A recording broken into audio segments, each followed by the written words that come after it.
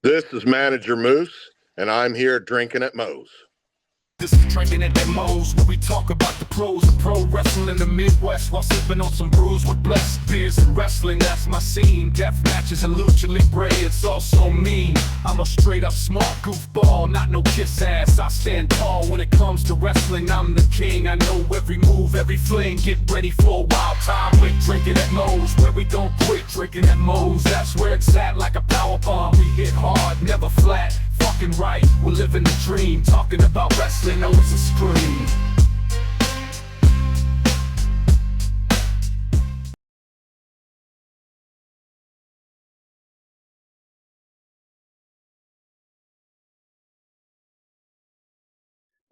You know, I've always said here at Drinkinatmos, just because it says drinking at Moe's does not mean it has to be alcoholic. So I'm happy to say Drinking at Moe's is sponsored by Prince Nana Coffee. The exact same guy you see every week on Dynamite, on Collision.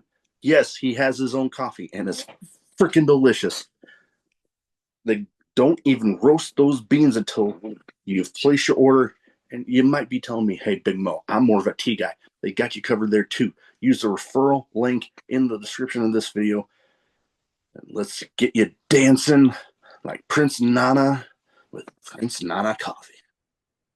All right, everybody. Welcome to Drinking Mo's. Big Mo here. You know the drill. YouTube, like, subscribe, share, comment, all that good stuff. Because YouTube's algorithm is continuing to be a pain. We're on the audio platforms too. Don't forget about those. Today, I'm excited to have with me, I like to call him Manager of Champions, Moose. It's a good way of putting things. How you doing, man? I'm doing very well this evening. Thanks for having me on. It's a pleasure. I know we haven't run into each other in a little bit, but we've ran into each other at some shows, and it was like, man, I recently had one of your guys, Tanner, on.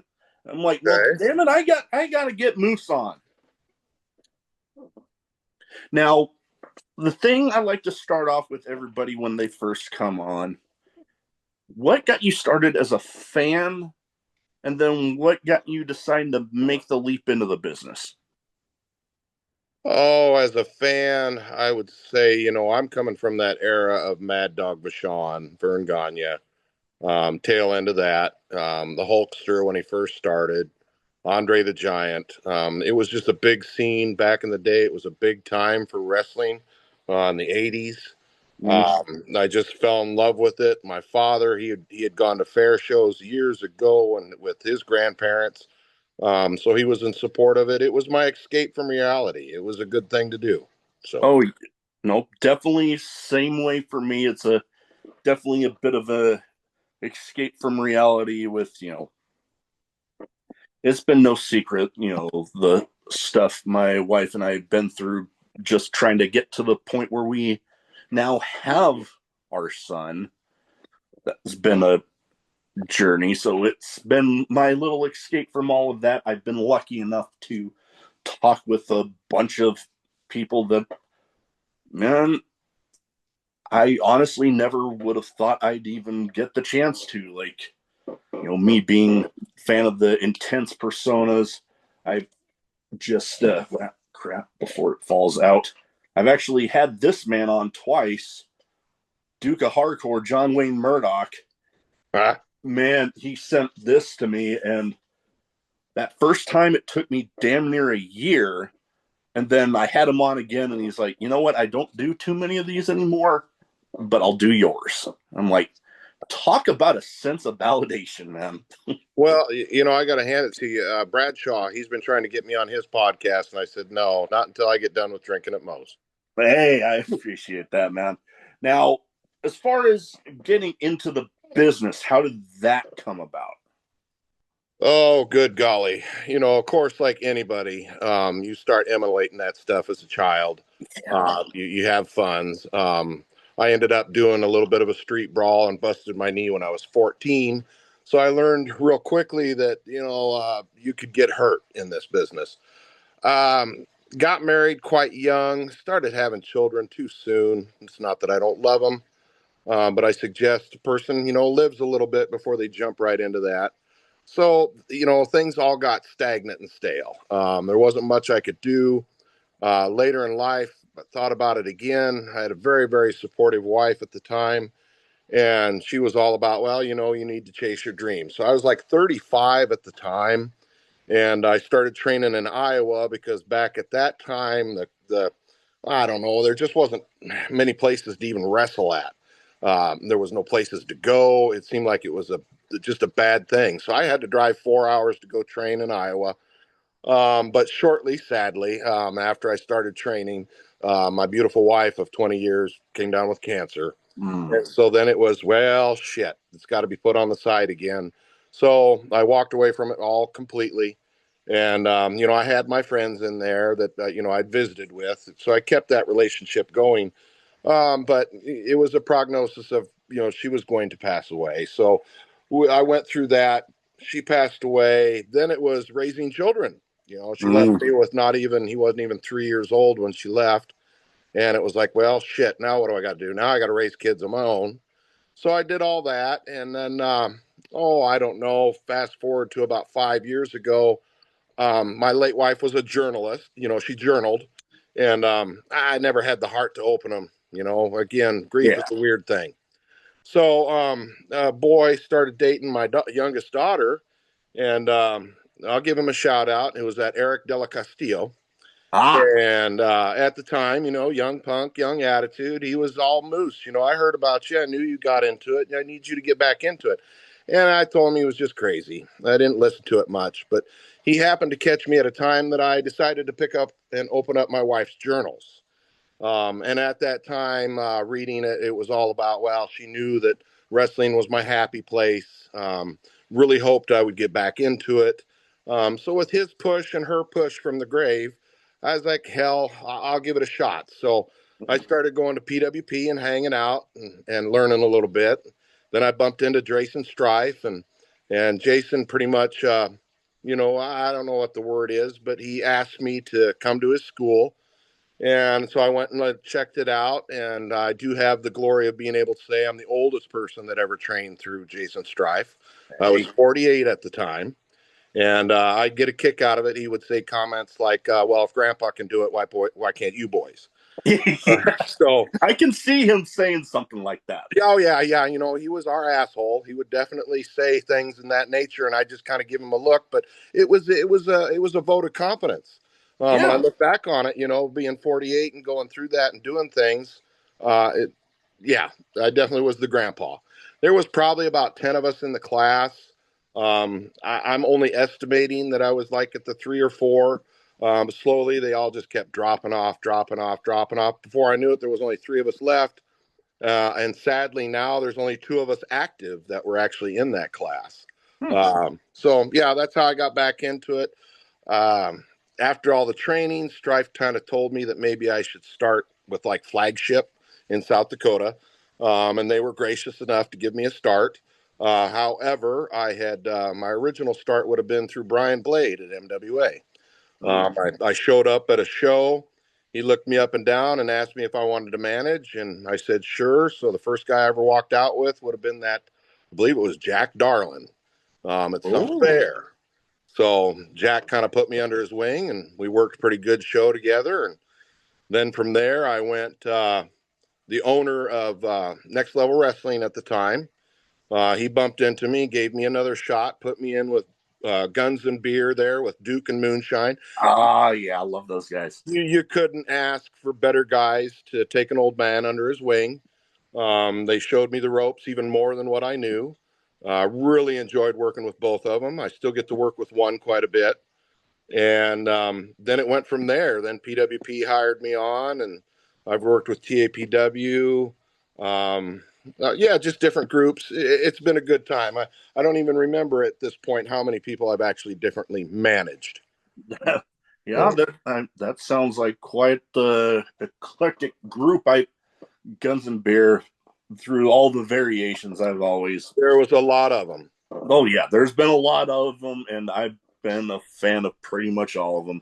But you mentioned PWP. Now that place holds a bit of a special place in my heart Good because people. when I met my now wife, was the place we met was actually at the waiting room, and our mutual friend of ours, Brandon Juarez, actually was like, he, I guess, could see us kind of eyeing each other at different points.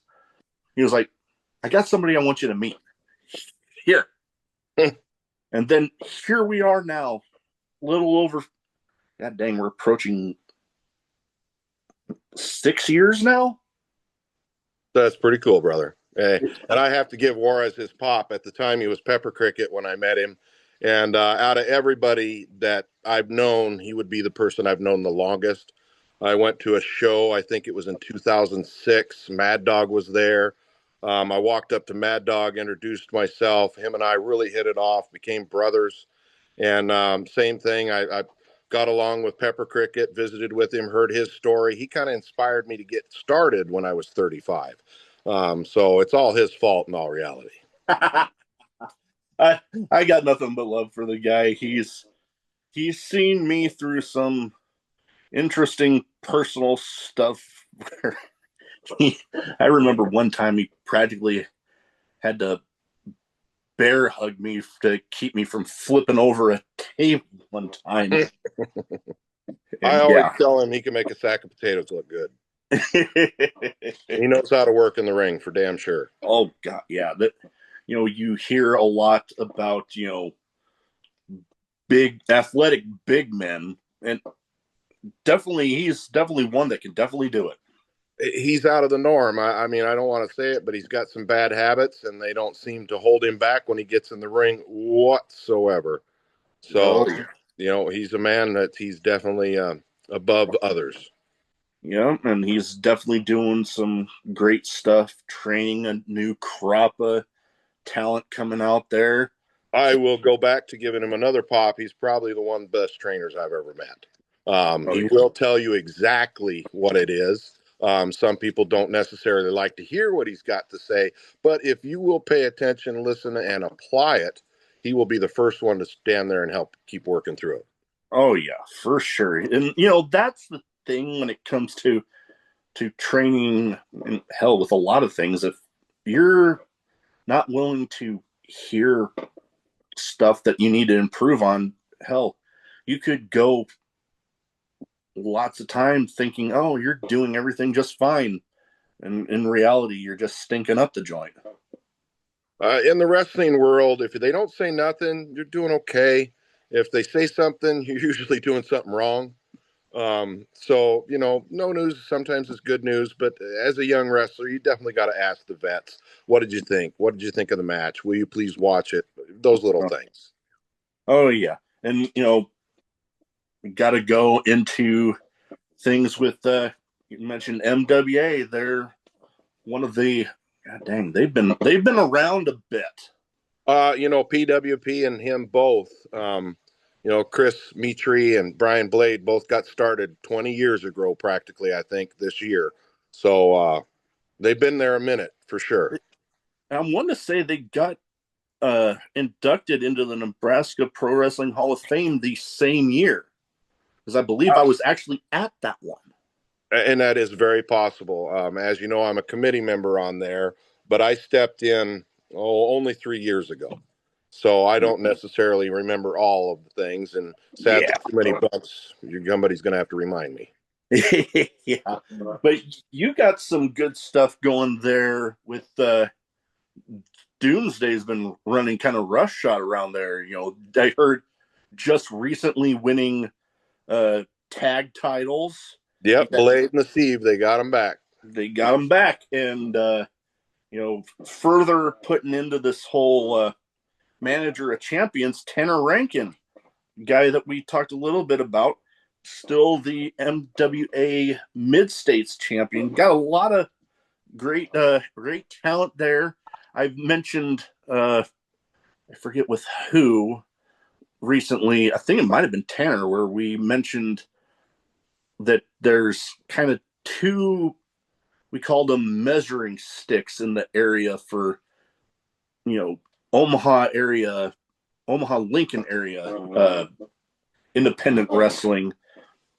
Brian Blade and Brandon Juarez, Donnie Pepper Cricket. Like if you get matched up against them and you can show your mustard, you're doing something good. That is true. I've been blessed to have very short matches with both. As I say, short. I'm too old to be bouncing around too much in the ring. That's why I'm with these young bloods like Tanner Rankin and Doomsday. They can get the job done of what Moose would have wanted. Oh yeah, and thing with MWA, I'm seeing a lot of them getting around to more states than just Nebraska, which it they're covering a lot more ground that hell I even originally thought I've seen shows out in Illinois. He's always had shows in Illinois because most people don't realize it, but that's where Blade lives. So with Blade going back and forth, it just makes sense that he's got connections there. He's Oh got yeah. connections here. So why not? I did go perform for him in there last year, and it's definitely a good time. Oh yeah. I haven't been there recently, but it's definitely an interesting group. I know. I think it was one of the MWA Rumble shows was one of the last ones I've been to, but Well, yeah, you're missing some good shows if you're not there, brother. you know what? I have been seeing that the crowds have been getting pretty packed as of late, so hell, I might need to. There's some true heat for Doomsday. They don't care for me much, and it was a pleasure working with Sullivan, but he ended up being some dead weight. So we got rid of him here at the last show. He took too many damn vacations. So now it's just me in charge there with, well, I shouldn't say me in charge because it's Blade. I'm just there for the fun of it. But I really enjoy managing these young guys and getting things done like what should be done. Oh yeah, and speaking of Sullivan, I know he's got his hands in another place that I've seen you at with Next Level Wrestling, and there's been He's a some. pain in my side in that organization. You know what? From the last show that I went to for them, I definitely got that sense because I think recently there was a big show in Fremont that I heard didn't really go yours or Tanner's way. Um, I The weather was off. We were off. It was just a bad night for Moose's Outlaws. Yeah, But we all have a bad night occasionally. But I guarantee the Outlaws will be coming up on top. you got a good group there. I was almost gonna be at that show, but you know, unfortunate family things came up. Well, and the weather was shit. But And the weather was pretty much shit too. but But I tell yeah, you, the town of Fremont came out. It was a packed place. They made a lot of noise. that they did. I've been seeing a lot of the clips that people have posted. I'm like, that looked like a fun one. It was. I'm being told by a lot of fans that it was one of the best shows they've seen from bell to bell. Of course, some of them have not probably had the privilege of seeing PWP or MWA or Magnum, things of that nature, so they don't know exactly where to compare it to. But at the same time, Moose's Outlaws were happy to put on a good time, but damn it, next time we'll be on top of it, like I say. Oh yeah. Now, before before we get into my two categories here, there is something that I had in my notes here that I almost forgot to bring up. And having a good manager is almost kind of a lost art as of late. They don't seem to get used all that much. And it was a hard thing for me to first get started pushing because it's a different generation. And Yeah. I'm definitely old school. I look at it as the Bobby Heenans of the day. Mm. That's who I used as teachers when I was watching, and I didn't even know at the time that they were going to be my future manager moose teachers. But Mad Dog, he always said gimmicks from parking lot to parking lot. So having him, take me under his wing, when he still had his mind was an amazing thing to listen to. And he talked through all the stages, wrestlers, managers, promoters. There was a lot of information yet there that he was very valuable. It was nice That to pass it on. Oh yeah, that's something, that be able to sit under the learning tree of a guy of his stature. That's something for Well, sure. he had a hell of a heart too. Oh, definitely. Now, into my categories. First one's a bit of a name game where I name off some people. You give me some quick thoughts on them. And you know what? Funny enough, you brought up some of the great managers of the past. I try to theme it towards the guests as much as possible. So each of these people, one of the, in my opinion, some of the great managers of the past. And some, Okay. there's at least one of them still going. All right. First one, you kind of brought him up a little bit. Bobby the Brain Heenan. The man was just an amazing person in the ring. When he was originally a wrestler at the beginning, not so much, but he definitely fell into what he belonged in. Um, in my opinion, you can't ask for much better of a manager than Bobby the Brain Heenan. Oh, for sure. Like, he was so good at both uh, managing and commentary. Like, you listen to some of the commentary that he did too. Oh my goodness, yeah. Gold.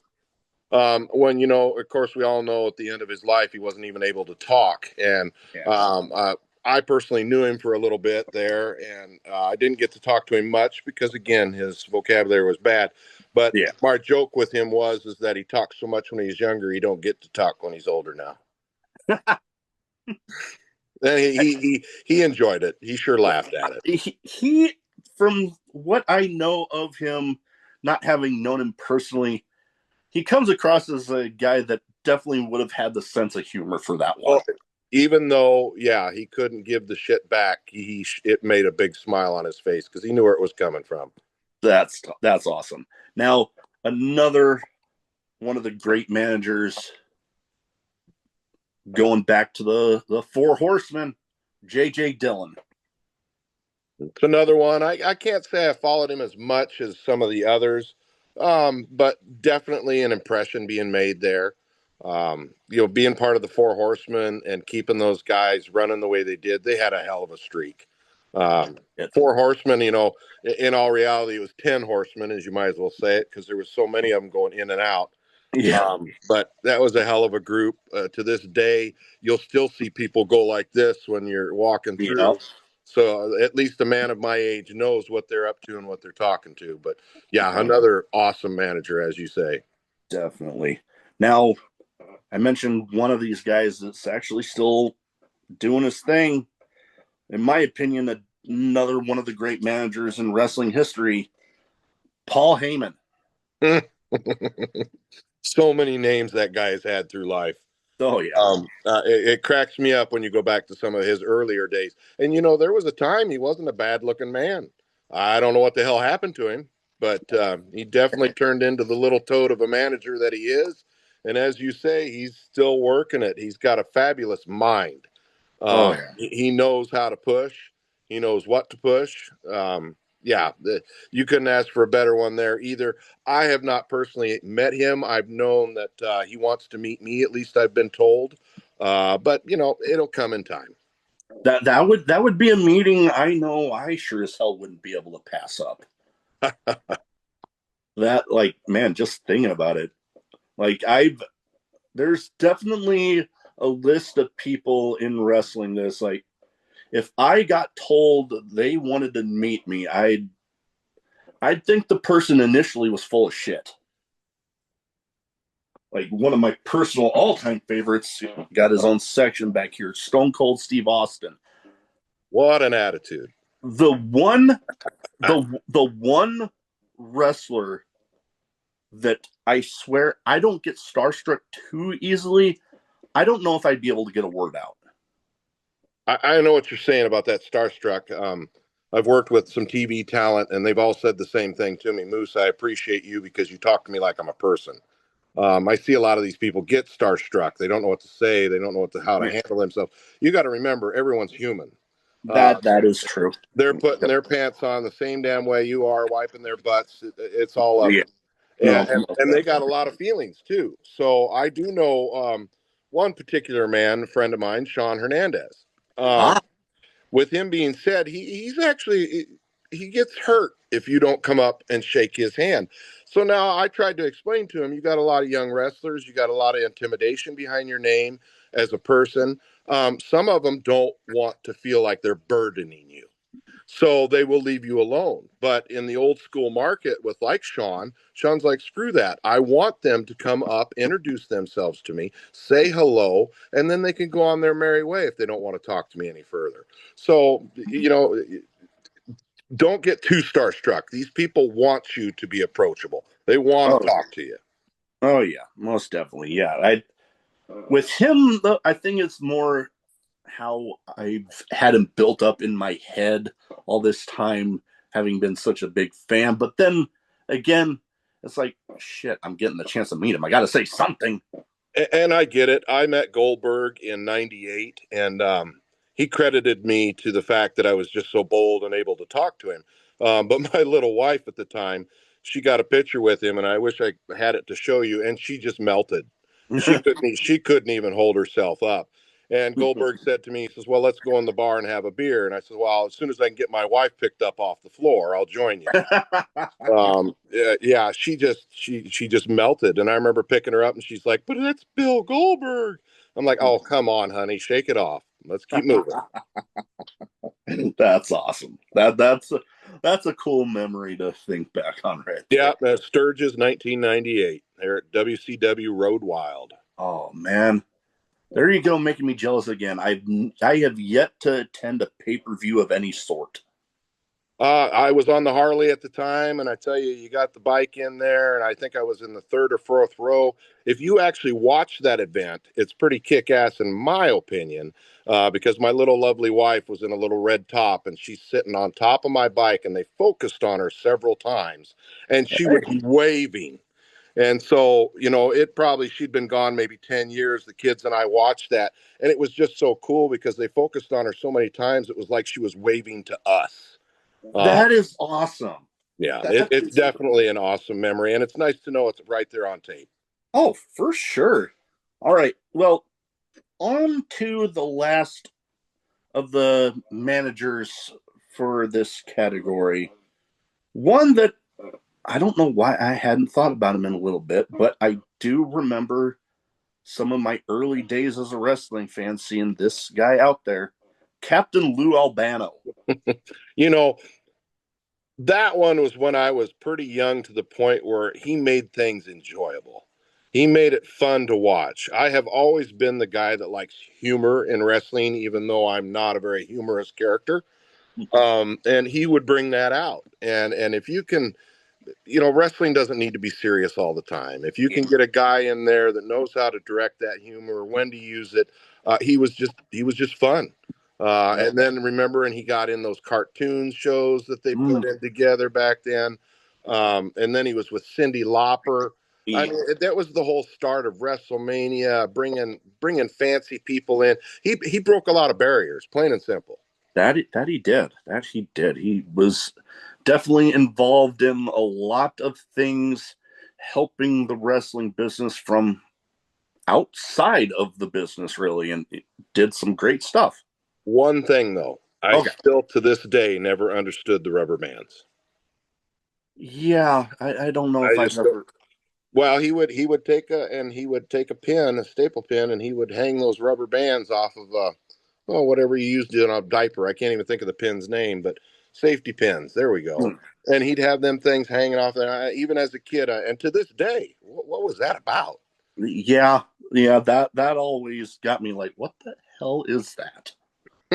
But sometimes having crazy stuff like that is what makes you notice, because here we are talking about it. Very true. There's a lot of people out there bringing the humor in wrestling that you'd think, man, what am I watching? But then you get to talking about it with people. I'm like, hey, there you go. You're giving that reaction. You're talking about them. Yeah, well, one of my favorite ones was George the Animal Steel. Oh God, I the way still he was. remember he'd bite those turnbuckles, turn them into foam, and I loved it when he lifted up old Roddy's skirt and Elizabeth. Oh man, my dad still will do that, like to his second wife, though, and he'll say that. It just cracks me up. I do remember a lot of that scene, Mhm. him biting the turnbuckle pads. That's wow, taking me back. All right, now some random questions, some wrestling related, some not. Some have nothing to do with anything we've talked about so far. All right. So, first one, craziest in match moment that you've been there to witness. Mm. Scariest or funniest? I mean, if you want to say one of each, I'm fine with that. Well, scariest, I would have to say PWP. He was a close friend of mine at the time, and he went against a match. I believe it was with Moonshine. And they got up on the top rope, and Moonshine and him went over, and sadly, he missed the table. My heart Ooh. about just. Oh, whoops. Yeah. Technical difficulties. You Yeah, got sorry it. about that. Old man, big fingers. Dash But it, like I say, Jeff. the scariest moment was they came off that top rope, went onto the stage, and sadly, the friend of mine at the time missed the table, and they both hit hard. And I had a very hard time not running out there because I knew it was a serious situation. Oh, But luckily, both of them, they shook it off as wrestlers do. oh yeah. Nope. I've definitely seen that. Hell, I just saw it recently where a guy kind of landed wrong on a moonsault and looked like he landed on the back of his neck. And I'm like, God damn. Those things will end careers, plain and simple. But now, when it comes to the humorous ones, oh, there's too many to even try to get one. There's a secret that I do with some of the guys I work with is we try to make them pop. Mm. And so when I'm in the ring, I have capabilities of saying a lot of things because I'm manager Moose, and I will pick certain subjects for certain people and really just dig into them with the hopes that I can see that other character pop. And I got to say, it usually happens 60% of the time. Most of the fans don't catch it, and that's fine because it's supposed to be between me and them. Oh, But yeah. it's one of my favorite things to do. I want to see you lose character. I know I like doing that from the crowd. Like I like to try to make somebody crack, whether it's wrestler, referee, manager, photographer, whoever. Well, in wrestling is a lot of eye contact, back and forth, and yeah, I just love it. I'll make an eye contact, make some asinine comment about chocolate milk or something to like Chad Peters, for example, Mm. and before you know it, poor Chad, he can't count to three. So I've had times where, oh God, there was an NXT house show I went to where the guy had a fitness gimmick. He had a water bottle in the corner. He went to go take a drink, and I literally got the crowd chanting from Waterboy, oh water my something. goodness. Really? And he literally points at me like, you motherfucker. And another time with Mike Bennett, actually. That's a good guy to work with. Oh, totally. Nothing but love for that guy.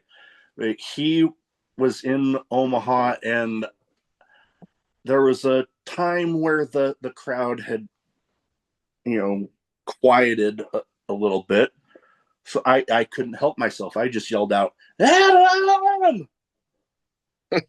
And he, like, you could tell he was looking down, like, God damn it. Lord bless it, huh? And then I talked with him after the show, and he's like, dude, you popped the hell out of me. I'm like, yes. Yeah, I've gone to at least two of his seminars, and he breaks it down a lot, especially when he has his wife there. I had the privilege of working with his wife the one time, and they've got a science to it, and it's just a joy to see two people that love wrestling so much be able to work together, be able to teach others. Oh, yeah. It's kind of unheard of in wrestling. You just don't hear of many couples per se. true. That is true. But, you know, there was one point for like a year, I think I ran into him at like 5 or 6 different shows. And one of them, I just jokingly said, "Man, we got to quit running into each other like this." And we both just busted out laughing. Yeah, Good. it's nice when they remember you, like Oh, that. totally. Like, I remember I got to be a part of a Warrior Wrestling fan fest before a show of theirs in St. Louis that he happened to be at. And I'm like, I have this habit that I've tried to with different people. I'll try to get a picture with them one time, and if I know I'm going to meet them again, Oh, yeah. I get an 8x10 of it made and have them sign it. Well, he remembered the picture and the show, and I'm like, dude, that's cool. Well, and again, it's such a great feeling. Mad Dog, when I met him, I asked him such an interesting question. He said that not other people had ever asked him. So when I reacquainted with him, he looked up at me and asked me the same question I had asked him that day. And I was like, "You remember that?" And he's like, "Well, it was such an odd question." And of course, Manager Moose is such an odd person. It just stood out to him right away. So we hit it off like crazy just because of that. So sometimes, pull it out of the box. You never know what a person's going to say. Oh, for sure. Now, with wrestling, there's a lot of road trips up and down all the roads around the country, around the world, really. What are some road trip must haves for you? Oh, I don't know about must haves, but I tell you what, if you ride in a car with this referee called Rudy Diamond, Oh, I know about that guy. we're all getting up in age, but he seems to really enjoy curbs. He seems to really enjoy going out when the weather should not be going out. Um, yeah, I don't know how the man does it. He's got some type of luck behind him that whenever I climb in a car, I'm always thinking I'm risking my life, and he's more like, "Oh no, no, it's okay, it's okay." So I travel a lot with referee Rudy Diamond, and yeah, every one of them is a story for sure.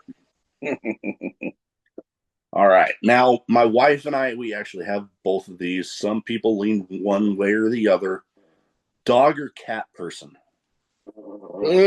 That's a 50-50 for me. When I was a very young man, my father couldn't have dogs here, so I tended to like cats. However, when age came about me and I could get my own dog, I was more of a dog person. But they both have their purposes. The cat needs to Oh, catch that damn mouse, and the dog needs to just, give me some attention so I don't freaking kill somebody out there. yeah. I'm kind of 50-50 on it myself. My wife and I, we have a couple cats. One of them wasn't even my idea to get the damn thing, but he seems to love the shit out of me. Like, will literally I'm laying on my bed and he'll literally just crawl on top of me and start using my beard as a pillow. I'm a pit bull guy. My pit bulls have been so very faithful. I'm usually run a rescue. When I find one that needs home, I'll give it a home.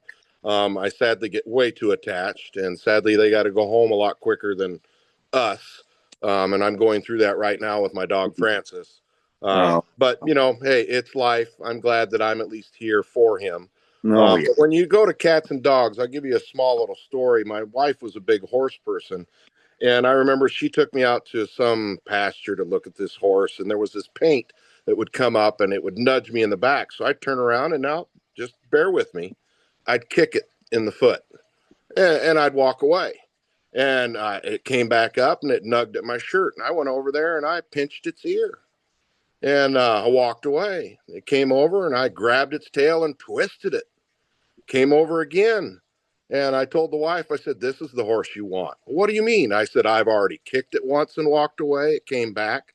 I twisted on its ear. It came back. I pulled on its tail. It came back." I said, "This one is bulletproof for children." Because I knew my children are going to come up and be kids and they're going to kick it. They're going to twist it. They're going to pull on it. And yeah, so, animals sometimes pick you. That Yeah. I've heard that. Yeah. Me, my wife and I, we got an English bulldog, and he is just my speed. Like literally, feed him, give him water, let him outside to do his business, and other than he'll get the zoomies every once in a while, but he's happy as hell napping on the couch all damn day. Yep, I get it. Love him to bits. All right, now with the name of a show like I have, I feel like I have to ask this question. Favorite drink, alcoholic or otherwise, because I like to tell people just because it says drinking at Moe's does not mean that that drink has to be alcoholic. Well, I tell you what, when you get done with the wrestling and some of the boys want to have a drink, I'm not a big drinker, but I used to be a power lifter back in the day. I used to want to be on World's Strongest Man, and I got to the point where my neck was too big and I couldn't even scratch my back. It was ridiculous. And I drink a lot of pickle juice. Well, I ended up taking a liking to pickle juice, and now they've got this stuff out there mixed with vodka and pickle juice, so you have pickle shot. Mhm. So I will go and I'll either order a double or a triple pickle shot, and I just walk around with the boys and I'll sip on that. And James Storm, he says to me one day, he goes, you know, Moose, I find you very intimidating, but when you're walking around sipping on a damn pickle shot, he says, you downright scare me. So there's some good humor in it. I can see that. You know, it's funny. James Storm doesn't come across as a guy that gets intimidating easily. So when he says something like that, that's like, huh, Yeah, that's interesting. it was definitely cool humor. You know, he's into the movies and taking pictures, and he came up to me and he wanted to do a photo shoot with manager Moose, and so we did a photo shoot together on this leopard skin couch, and it's on the backdrop of manager Moose, and I tell you, it's one of my favorite memories with him. That is awesome. That is Well, yeah. no, there goes my damn dog. Anyways, last but not least for this category, best advice you have for anybody wanting to get into wrestling. Don't be shy. Show up at a show. Put your hand out. Visit with the guys. 80% of the guys that you will bump into understand where they started, where they came from, how they were a fan. There's 20%, you know, egos are out there. So you got to remember, you know, don't get upset if you walk up to one of them and they're really brass to you. But again, show up at a show up early, put out your hand, ask what you can do to help.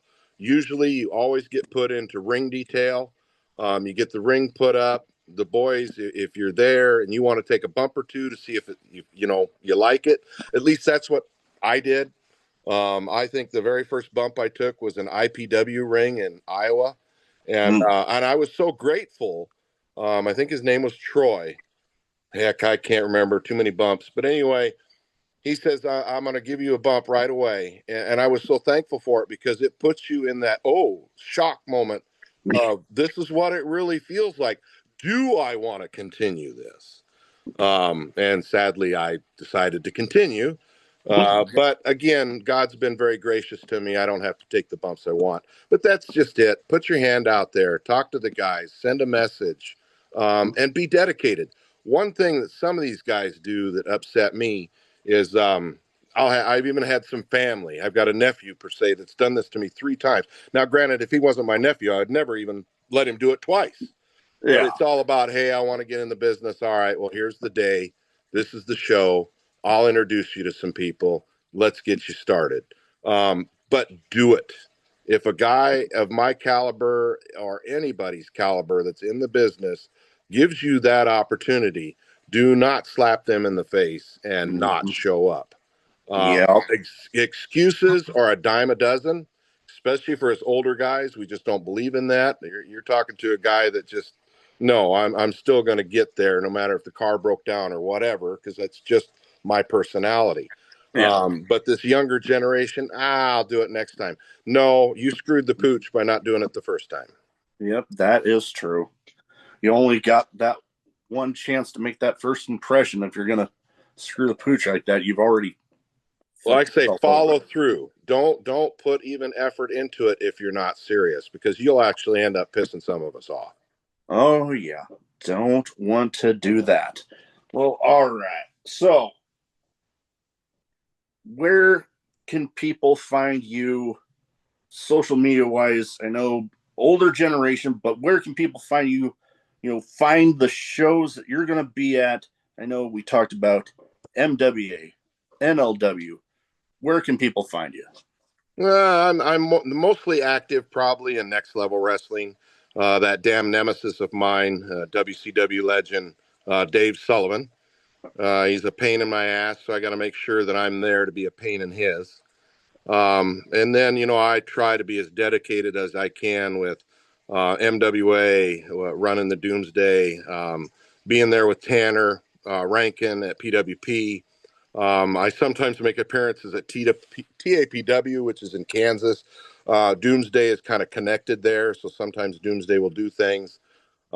Sadly, Flagship is not much around anymore, so I don't really entertain that as much. But yeah, you can find me at those promotions. And I'm forever always expanding. I get the privilege of going to Black Label Pro Mm, this next, I think in April. I'm ooh, getting flown up there with, sadly, Sullivan. I definitely will not have a seat next to him. And we'll go up there and see what we can do. Let's see what kind of noise we can make, and go from great. there. That's awesome. I definitely am very familiar with Black Label Pro. That's gonna be fun. All He's right. a nice guy. Oh yeah. Well, that is about all I have. Want to thank you for taking the time to talk to me tonight. It's been an absolute pleasure, and you're welcome back anytime. Well, I tell you what, I want to say one thing about drinking at Moe's. I have noticed you're all over the place, brother. You seem to be talking to everybody, anybody. Before I know it, you're going to be the man that I'm going to need references from to help me get into other promotions, because it seems like your fingers are about everywhere. So I appreciate you putting me on here. And now that you're done, I'll give Layfield an option on putting me on his podcast now, and we'll go from there, brother. So I thank you for your time as well. And thanks Thank for you. listening, people. All right. Issue with this fucking button again. God